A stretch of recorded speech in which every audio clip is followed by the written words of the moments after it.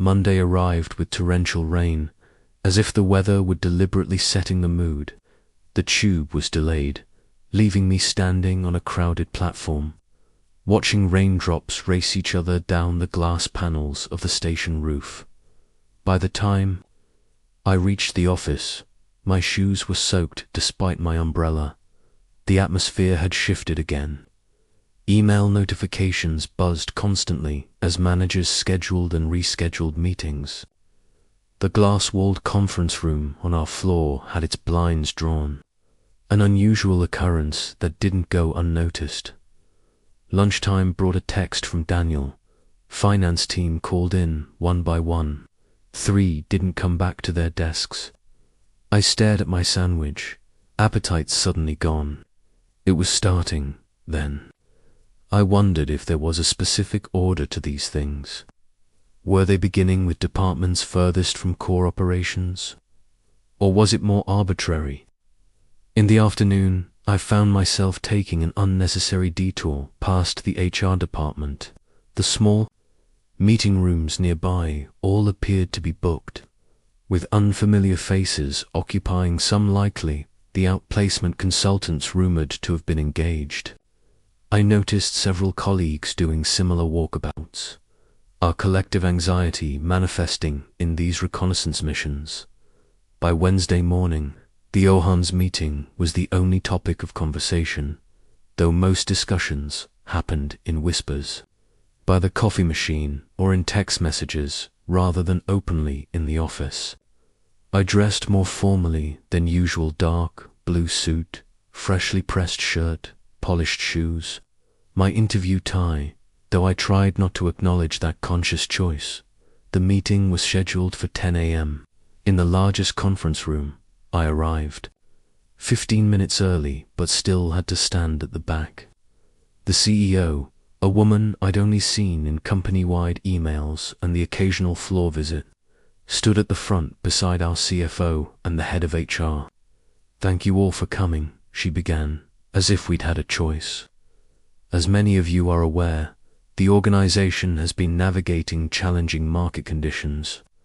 The familiar corporate euphemisms washed over us: operational efficiencies, strategic realignment, resource optimization." The room remained silent, except for the occasional cough or the subtle sound of people shifting their weight from one foot to the other. "This means we will be reducing our workforce by approximately 18% across all departments," she continued. "These decisions have not been made lightly." A collective exhale seemed to move through the room. 18%. Nearly 1 in 5 of us would be gone. I scanned the faces around me, wondering which of these familiar colleagues I wouldn't see next month. "Your department heads will be scheduling individual meetings throughout the week," the HR director added. "We ask for your patience and professionalism." During this transition, back at my desk, I found myself unable to focus on anything substantial. I responded to emails mechanically, attended a team call when no one mentioned the elephant in the room, and pretended to review documentation, while actually calculating what 18% would mean for our department of 23 people. 4, possibly 5 people. Would length of service protect me, or make me more expensive and therefore more vulnerable? Terry's email arrived at 3:42 p.m. "Please stop by my office at 4:15 for a brief discussion."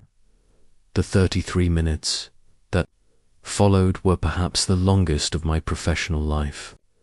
I saved all open documents, discreetly backed up personal files, and cleared browser history out of some inexplicable instinct. I straightened items on my desk, as if the neatness of my workspace might somehow influence the imminent decision. At precisely 4:15, I knocked on Terry's door. "Come in, James." His expression gave nothing away. The HR representative sitting beside him, Guerra, whom I knew vaguely from onboarding paperwork and the occasional benefits questions, smiled professionally. "Please, have a seat." I sat, straightening my tie unnecessarily. The office seemed unusually quiet, as if the entire floor were holding its breath along with me. "As you know, we're having to make some difficult decisions," Terry began. "Your work has consistently been strong, and your institutional knowledge is valuable to the team. I waited for thee, however, or, unfortunately, that would inevitably follow. The company is eliminating several positions, and while we've fought to maintain as many roles as possible, we're having to consolidate functions across departments.